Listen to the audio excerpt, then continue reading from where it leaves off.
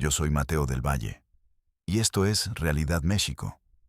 Hoy vamos a viajar a Morelia, la ciudad de la cantera rosa, una ciudad que huele a historia, a dulce de ate y a incienso. Un aroma que impregna las calles, que se pega a la ropa, un aroma sagrado. Pero debajo de esa fragancia, a veces, se pudre la verdad. Se pudre en silencio. Se pudre durante décadas.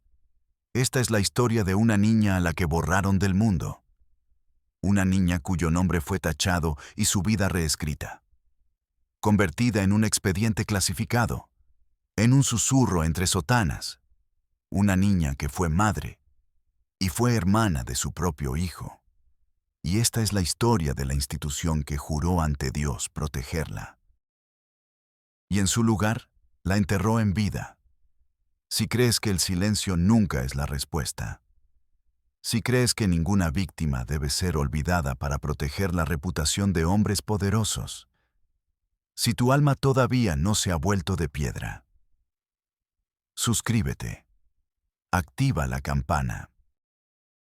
Porque la verdad que vamos a desenterrar hoy necesita de tu voz para que no vuelva a ser sepultada bajo el peso de la piedra y el oro. Comenzamos.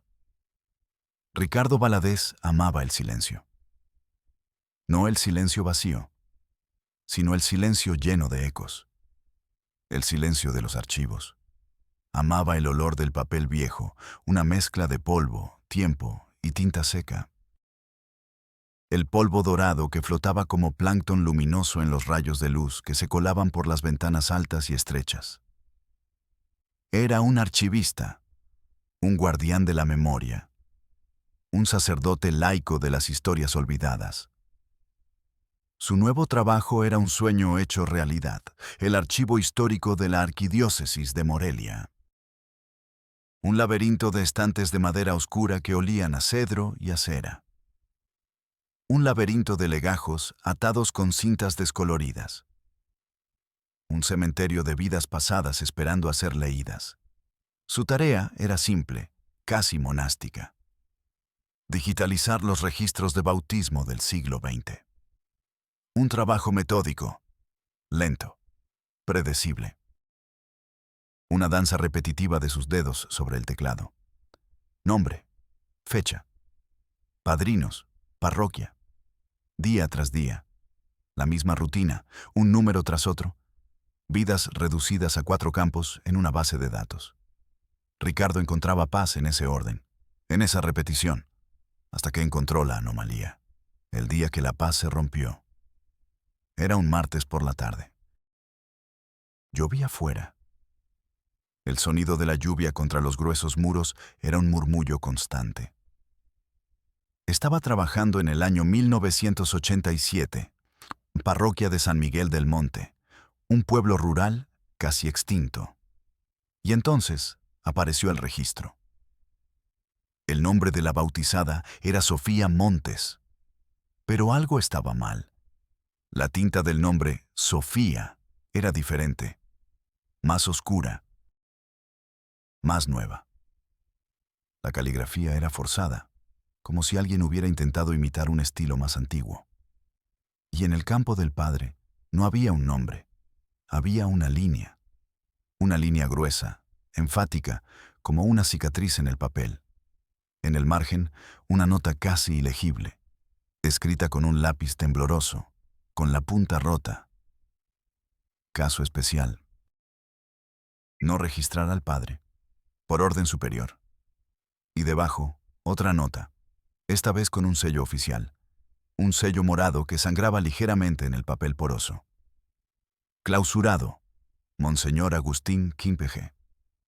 Ricardo sintió un escalofrío que no tenía nada que ver con la humedad del día.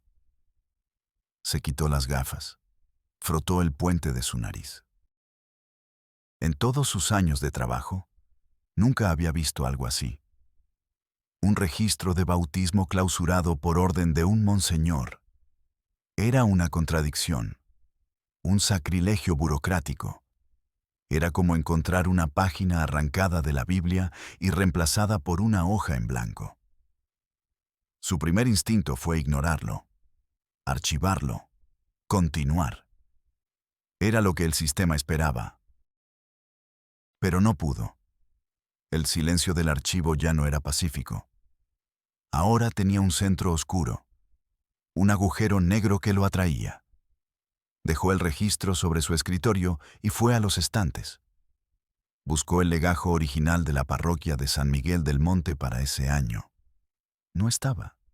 En su lugar había un espacio vacío. Un hueco en la historia que gritaba más que cualquier libro. Un fantasma en el estante. Esa noche, Ricardo no durmió. Daba vueltas en la cama, viendo el registro en su mente. La tinta nueva, la línea gruesa, el sello morado. La curiosidad se convirtió en una espina, y la espina en una obsesión. ¿Quién era Sofía? ¿Por qué borrar el nombre de su padre? ¿Y qué clase de caso especial merecía la intervención directa de la segunda autoridad más alta de la diócesis?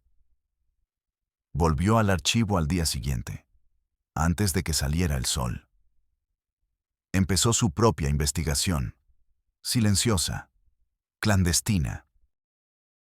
Revisó los registros de confirmación, los libros de contabilidad de las parroquias, las actas de defunción.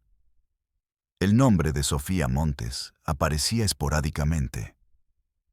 Y luego, en el invierno de 1988, desaparecía por completo. Como si la tierra se la hubiera tragado. Estaba a punto de rendirse cuando encontró la última pista. En un libro de contabilidad diocesano, una transferencia de fondos de la cuenta personal del Monseñor Agustín al orfanato de Nuestra Señora del Perpetuo Socorro. La cantidad era irregular, grande. Y la nota adjunta, escrita con la misma caligrafía nerviosa del registro de bautismo, decía: para la manutención y discreción total en el caso SM. SM, Sofía Montes. Ricardo sintió una descarga eléctrica. Encontró un viejo anuario del orfanato en una sección olvidada del archivo. Y allí estaba. Una foto pequeña, borrosa. Una niña de ojos enormes y tristes que miraba a la cámara como si mirara a su verdugo. Debajo, el nombre: Sofía M. Ahora tenía un lugar, un rastro. El rastro de una niña borrada del mapa de la vida. Y juró, en el silencio de ese archivo, que no se detendría hasta saber por qué. El orfanato de Nuestra Señora del Perpetuo Socorro ya no existía como tal. El edificio de ladrillo rojo, en las afueras de la ciudad, ahora era una bodega de muebles de oficina. Pero Ricardo, después de semanas de buscar en guías telefónicas antiguas y registros de la Seguridad Social, encontró un nombre: Hermana Clara. Una de las últimas monjas que había trabajado allí. Ahora vivía en el asilo de las Hermanas de la Caridad, al otro lado de la ciudad. Un lugar que olía a desinfectante, a sopa de verduras y a resignación. La encontró en un jardín pequeño y polvoriento, regando unas macetas de geranios resecos. Era una anciana diminuta, encorvada, con las manos deformadas por la artritis. Pero sus ojos, de un azul acuoso y pálido, seguían vivos. Eran ojos que parecían haberlo visto todo y haber decidido no hablar de ello. Ricardo se acercó con cuidado, como quien se acerca a un pájaro herido. Se presentó. Dijo que era un historiador de la diócesis, que estaba investigando la historia del orfanato para un libro conmemorativo. Una mentira piadosa. La hermana Clara lo miró con una desconfianza curtida por los años. Esa es una historia que a nadie le interesa ya, joven. Es mejor dejar a los muertos en paz. A mí me interesa, dijo Ricardo, su voz apenas un susurro. Me interesa la historia de una niña llamada Sofía Montes. Al oír el nombre, las manos de la hermana Clara temblaron violentamente. La pequeña regadera de plástico cayó al suelo, derramando un charco oscuro en la tierra seca. La anciana se quedó mirando el charco como si fuera un abismo. Sofía, susurró. La palabra sonó como una oración olvidada, como el nombre de un fantasma. Ricardo esperó. No dijo nada. Sabía que cualquier palabra rompería el frágil hilo del recuerdo. La anciana lo invitó a sentarse en una banca de hierro, fría a pesar del sol.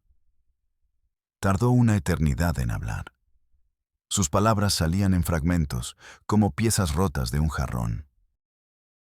Llegó una noche de lluvia, comenzó. Recuerdo la lluvia. No paraba. El propio Monseñor Agustín la trajo en su coche negro. La bajó del coche como si fuera un saco. Parecía un animalito asustado, empapada, temblaba, no levantaba la vista del suelo. Tenía 12 años, o 13, era difícil saberlo. Era tan pequeña, tan frágil. No hablaba, ni una palabra. Intentamos hablarle, darle té caliente. Nada. Solo miraba el suelo, como si el suelo fuera a tragársela. Monseñor nos dijo, en voz baja, en su despacho, que su familia la había repudiado, que era un caso de extrema delicadeza, que debíamos cuidarla y mantener silencio absoluto, silencio ante las otras niñas, silencio ante el mundo, silencio. La palabra otra vez, el sello de la institución. ¿Qué pasó con ella? Component placement, preguntó Ricardo, sintiendo que su propia voz no le pertenecía. La hermana Clara cerró los ojos. Su rostro arrugado se contrajo en una máscara de dolor antiguo. Unos meses después, nos dimos cuenta. La hermana Teresa, la enfermera, lo notó. Estaba embarazada. Ricardo sintió que el aire se volvía denso, irrespirable. La banca de hierro parecía robarle el calor del cuerpo. Era solo una niña, continuó la monja, su voz quebrada. Su cuerpo era el de una niña. No entendíamos cómo era posible. Estaba aterrada. Cuando intentábamos examinarla, gritaba. Un grito sin sonido. El parto fue un infierno en la tierra, aquí mismo, en la enfermería del orfanato. Monseñor prohibió llevarla a un hospital. Discreción, dijo, sin médicos, solo nosotras, con agua hervida y toallas limpias, y nuestras oraciones. Gritaba, pero no de dolor, de terror, un terror puro, animal, como si estuviera dando a luz a un monstruo. Cuando el bebé nació, un niño, sano, increíblemente sano, se hizo el silencio. Un silencio absoluto en la habitación. Sofía dejó de gritar. Lo miró como si no lo reconociera, y entonces dijo la primera palabra que le oímos en meses. La hermana Clara se detuvo, ahogada por un sollozo seco. Una lágrima solitaria rodó por su mejilla arrugada y se perdió en los pliegues de su piel. ¿Qué dijo?, preguntó Ricardo, sintiendo un nudo de hielo en el estómago. La anciana lo miró directamente a los ojos, y en su mirada había 30 años de culpa. Dijo, hermano. El mundo se detuvo. El zumbido de una abeja cerca de las flores. El ruido lejano del tráfico. El llanto de un niño en la calle. Todo desapareció. Solo existía esa palabra, hermano. Ricardo se quedó paralizado, con las manos heladas. La comprensión lo golpeó como una ola de agua sucia. El registro de bautismo alterado. La orden de no registrar al padre. La niña que no hablaba. El terror. La palabra hermano. El padre del niño era el propio padre de Sofía. Ella era la madre. Y era la hermana. Y el niño era su hijo. Y su sobrino. Una abominación nacida del secreto. La violencia y la piedad hipócrita. Ricardo sintió una náusea violenta. El sabor metálico del miedo le llenó la boca. Se miró las manos. Estaban apretadas en puños, las uñas blancas clavadas en las palmas. No sentía el dolor. Estaba entumecido por el horror. La historia, sin embargo, no terminaba ahí. No entendimos al principio, siguió la monja con la voz rota. Pensamos que deliraba por la fiebre, por el trauma. Pero después, en los días siguientes, ella lo explicó. En frases rotas, con un miedo que no he vuelto a ver en mi vida, un miedo a su propia sombra. Nos contó del cuarto sin llave, de las noches, de la voz de su padre susurrándole que era su deber, de su madre rezando más fuerte en la habitación de al lado para no oír. Monseñor Agustín vino al día siguiente. Contó la monja, su voz ahora un susurro lleno de veneno. Cuando le dijimos la verdad completa, no se inmutó, no parpadeó. Su rostro era de piedra, de mármol de iglesia. Dio órdenes, precisas, frías, como un general en el campo de batalla. El niño sería bautizado inmediatamente, aquí, en la capilla del orfanato, sin registrar al padre. Se le daría el nombre de Ángel y sería puesto en adopción en otra ciudad, en otra diócesis, con otra identidad. Desaparecería. A Sofía la mantendrían aislada hasta que se recuperara. Y luego también le buscarían un nuevo hogar, una nueva vida, lejos, donde nadie supiera, donde ella misma pudiera olvidar. No era un rescate, susurró la hermana Clara, mirándolo a los ojos, suplicando absolución. Era una operación de limpieza. Estaban borrando la mancha. Estaban protegiendo el nombre del Padre, un hombre piadoso y gran donante de la Iglesia. Estaban protegiendo a la institución de un escándalo que no podían permitirse.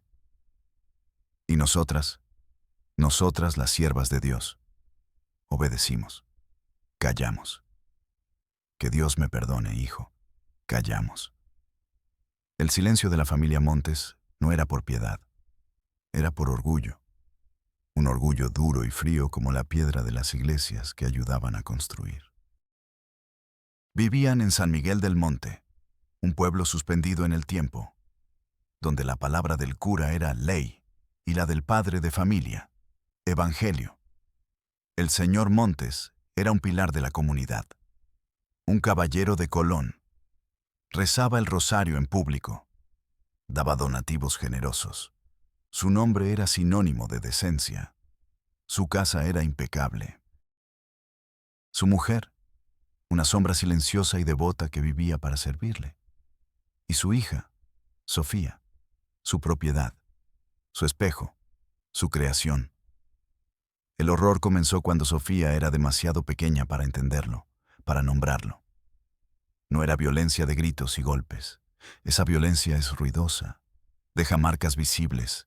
Number era una violencia susurrada. Una violencia que se disfrazaba de deber y obediencia, de amor paternal, de secreto sagrado entre padre e hija. El cuarto de Sofía no tenía llave por dentro. La noche era el territorio de su padre. Su sombra se alargaba en el pasillo, bloqueando la luz de la luna. Su madre lo sabía, lo oía, sentía el silencio tenso de la casa. Pero su miedo al hombre era más grande que su amor por la hija, así que rezaba más fuerte. Se aferraba a las cuentas frías de su rosario como a un salvavidas, y dejaba que su hija se ahogara en el silencio de la habitación de al lado, cuando el cuerpo de Sofía empezó a cambiar. Cuando el pecado se hizo imposible de ocultar bajo los vestidos sueltos, el pánico reemplazó al orgullo. Un escándalo así destruiría su nombre, su posición, su fachada de piedad. La solución no fue la justicia. La solución no fue el arrepentimiento. Fue la iglesia. El señor Montes se confesó con Monseñor Agustín, no como un pecador arrepentido buscando el perdón de Dios, sino como un hombre de negocios buscando resolver un problema logístico.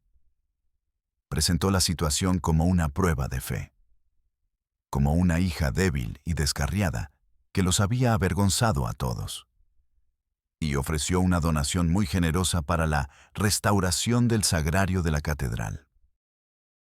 Un soborno disfrazado de caridad. Monseñor Agustín, un hombre pragmático, un político con sotana, aceptó.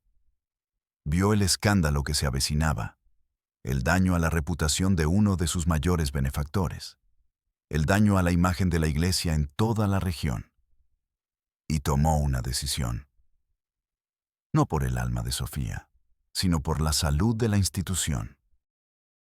Sofía fue sacada de su casa en mitad de la noche, sin explicaciones, sin un adiós. Fue entregada al orfanato como un paquete sin remitente, una cosa rota que había que esconder hasta que pudiera ser desechada. Su familia no la borró, la vendió. Y la Iglesia, en su infinita y práctica misericordia, compró su silencio. Ricardo salió del asilo con el alma en pedazos. El testimonio de la hermana Clara era una brasa ardiente en sus manos. Quemaba. No podía guardarlo. No podía volver al archivo y pretender que no había pasado nada. Seguir digitalizando nombres y fechas como si el mundo no se hubiera roto. Volvió a la diócesis. Esta vez no buscó los archivos. Buscó a los hombres vivos, a los herederos del silencio. Solicitó una reunión con el vicario general, Monseñor Velasco, un hombre poderoso, el sucesor no oficial de la filosofía de Agustín. Lo recibió en una oficina que parecía un museo. Olía a cera de abeja, a cuero y a poder. Madera oscura. Libros encuadernados en piel. Un crucifijo de marfil sobre el escritorio. Ricardo expuso los hechos. Con la voz temblorosa, pero firme. Habló de Sofía, del niño, del registro, del testimonio de la hermana Clara. Monseñor Velasco lo escuchó sin interrumpir, sin un solo gesto, con una calma pastoral que era más intimidante que cualquier grito. Tenía el rostro de un hombre que ha escuchado muchas confesiones y ha aprendido a que ninguna le afecte. Cuando Ricardo terminó, el monseñor juntó las yemas de sus dedos, formando una ojiva. Una historia muy triste, Ricardo, verdaderamente trágica. Hizo una pausa, mirando un cuadro de la Virgen en la pared. Pero es una historia del pasado. El monseñor Agustín, que en paz descanse, manejó la situación como creyó mejor en su momento. Con las herramientas y la mentalidad que tenía, eran otros tiempos. Monseñor, no se trata de los tiempos. Se trata de un crimen, de una conspiración y de un encubrimiento que sigue vigente hoy, dijo Ricardo, sintiendo una ola de calor en el rostro. Llamarlo crimen es una simplificación, hijo, respondió Velasco con un tono de suave y exasperante condescendencia. Yo lo llamaría un acto de caridad imperfecta, de control de daños pastoral. Se protegió a la niña de la vergüenza pública. Se le dio al niño una oportunidad de tener una vida normal, lejos del estigma. Se evitó un escándalo que habría debilitado la fe de muchos inocentes. La lógica era tan perversa, tan pulida, que Ricardo no sabía cómo responder. Era un muro de sofismas. ¿Y Sofía? ¿Y el niño, Ángel? ¿Dónde están? ¿Qué fue de ellos? Sus vidas fueron borradas. Monseñor Velasco suspiró, un suspiro de cansancio, como si Ricardo fuera un niño incapaz de entender las complejidades del mundo adulto. Sus identidades fueron protegidas, Ricardo, no borradas. Se les dio un nuevo comienzo. Borrar el pasado fue un acto de misericordia para asegurar su futuro. Remover esto ahora solo reabriría heridas innecesariamente. ¿Para qué? ¿Qué justicia real se lograría? Solo dolor y escándalo. La justicia no era el objetivo. El objetivo era el control de la narrativa, el control de la memoria. Pero tenemos el deber de saber, de reparar, insistió Ricardo. Tenemos el deber de proteger la iglesia, corrigió Velasco, su voz perdiendo la suavidad y adquiriendo un filo de acero. Se levantó. Era la señal inequívoca de que la reunión había terminado. El asunto está cerrado, Ricardo. Aprecio tu celo por la verdad histórica, pero hay verdades que es mejor dejar en paz en los archivos donde pertenecen. Vuelve a tu trabajo. Hay muchos registros que digitalizar. Concéntrate en eso. Es un servicio mucho más útil para la diócesis que andar desenterrando fantasmas. Ricardo salió de la oficina. El pesado portón de madera se cerró a su espalda. El clic de la cerradura fue el sonido de un candado cerrándose sobre la tumba de Sofía. Se quedó en el pasillo silencioso. El olor a cera y a piedra fría. El eco de sus propios pasos sobre las baldosas pulidas. No era un fracaso. Era una declaración de guerra. El sistema no estaba roto. Estaba diseñado para funcionar exactamente así. Ricardo no se rindió. Si la iglesia no quería justicia, la buscaría en el mundo secular. Reunió sus notas. La transcripción del testimonio de la hermana Clara. Las copias de los registros. Y fue al Ministerio Público. Al edificio gris y anónimo del gobierno. Lo recibió una funcionaria joven, con el rostro marcado por el tedio y los ojos fijos en la pantalla de su computadora. Lo escuchó con la mitad de su atención, mientras tecleaba ruidosamente. Ricardo le entregó la carpeta con sus pruebas. La mujer la hojeó sin interés, pasando las páginas con la punta de una uña con esmalte descascarillado. Mire, señor, Valadez, esto es muy viejo. Pasó hace 30 años. El principal sospechoso, el padre de la niña, según esto, probablemente ya murió. El monseñor que dio la orden también. El delito, si lo hubo, ya prescribió. Pero el encubrimiento es actual, insistió Ricardo. Y hay 2 víctimas cuyo paradero se desconoce. Son personas desaparecidas. La funcionaria bostezó. Un bostezo pequeño, discreto, que intentó cubrir con la mano, pero que fue como una bofetada. Mire, para que esto proceda como un caso de personas desaparecidas, necesitamos una denuncia formal de un familiar directo. Es el protocolo. La familia fue la que la entregó. Son cómplices, exclamó Ricardo, sintiendo la desesperación como una soga al cuello. Entonces no podemos hacer nada, dijo ella, encogiéndose de hombros. El gesto universal de la burocracia. Y entonces, como si citara un manual invisible, dijo las palabras que Ricardo ya esperaba, las palabras que son la lápida de toda justicia.